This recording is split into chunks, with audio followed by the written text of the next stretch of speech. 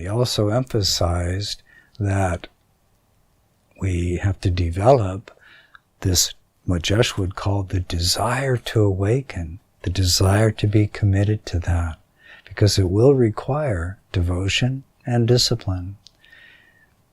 The image I like to use is, if I've been the Mississippi River and I've generated this very wide body of water that moves in a certain direction, it has a momentum. The ego, my personality, my likes, dislikes, my laziness patterns, all of these things have a momentum to them. And awakening will require the redirecting of that very momentum. If I'm used to blame and projection, I'm going to have to interrupt that and turn that momentum back at myself, toward my very mind, my habits, and my reactions. And it literally feels, at times, especially in the beginning, effortful to get this momentum of habit to come back toward the source from which it's all coming.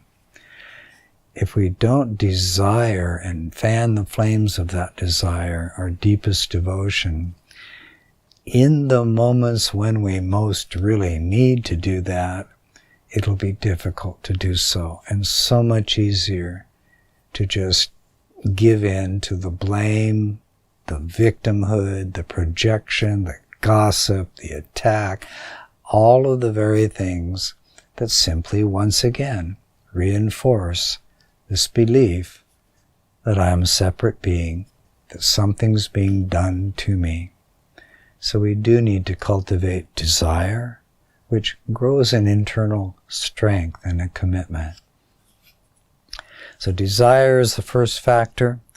In the process, it's going to be a process of emerging from the sleep we've existed within for millennia.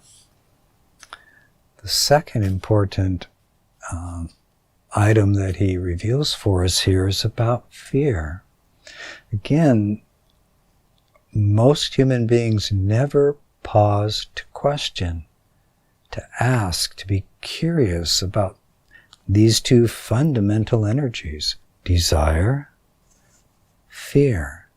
We just assume fear comes up as a warning signal that something is wrong, therefore I must protect myself, move away from or conquer what I think is causing my fear. Drop bombs on it, do something to it. But do we ever stop to go, what is fear itself? What does it feel like in my being? Can I be present with it and curious? What if by welcoming it rather than reacting to it, it too could reveal insight for me?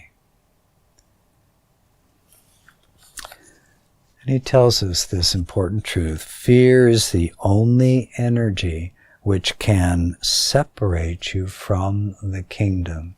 We talked about this last week, and I'm just wanting to begin here again because it's so incredibly important.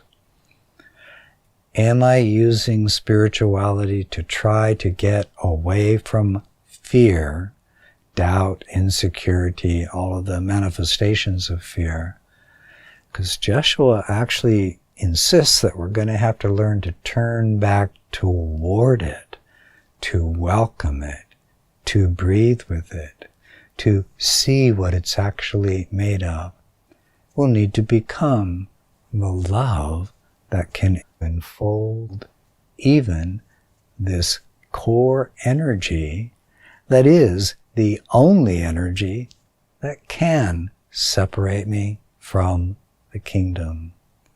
If I can come and realize he just handed me an incredibly precious jewel, if that's all we got out of the Joshua letters, the book, the teachings are worth $50 million. We might as well start paying up.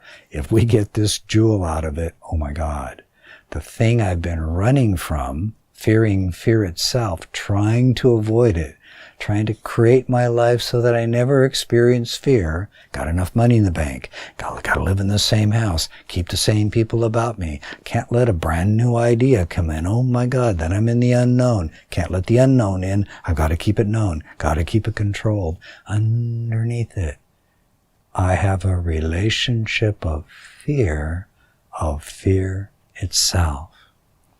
Yet it is the only energy that can separate me from the kingdom. What is the degree of my awareness of fear? How do I relate with it?